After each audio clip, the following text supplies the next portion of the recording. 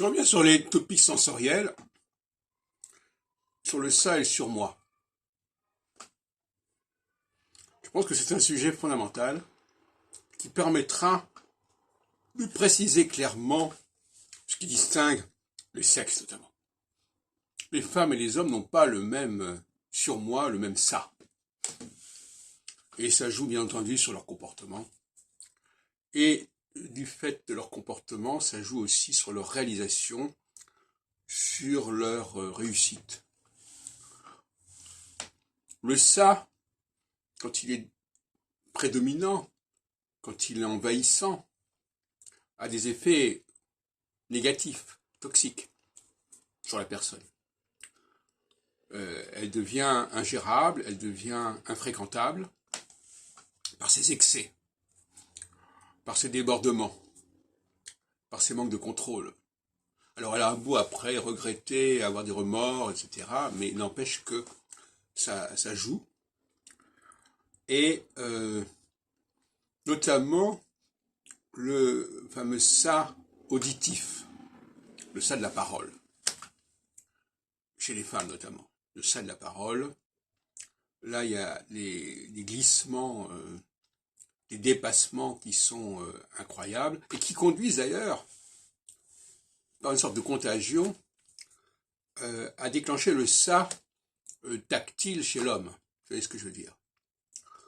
Donc, il y a une sorte de cercle vicieux dans ce domaine.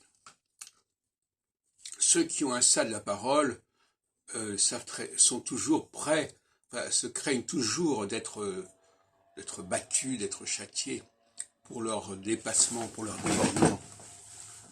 On le voit d'ailleurs dans leur comportement. Mais c'est un ça un peu suicidaire. D'ailleurs, tous les ça, quelque part, sont suicidaires intellectuellement, socialement, etc. Alors,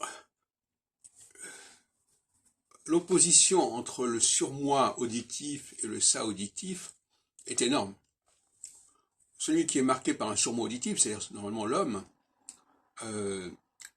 non seulement il ne dit pas n'importe quoi, ni n'importe comment, mais en plus, il travaille ses dossiers. Il ne raconte pas des trucs qu'il a pu voir comme ça par hasard, etc. Il a des dossiers en béton. Celui qui a un ça auditif, lui, il fait flèche de tout bois, il a entendu ceci, il lance cela, il extrapole à partir de là, etc. Il s'amuse, il se défoule. C'est pas du tout la même démarche.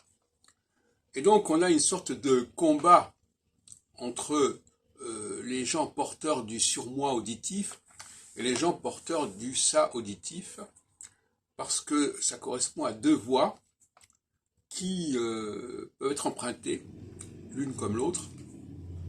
Et mon travail, notamment au niveau du Café Philo McDo que j'ai animé, c'était de travailler avec des gens qui étaient surtout marqués par le ça auditif et de les faire passer à une forme de surmoi auditif.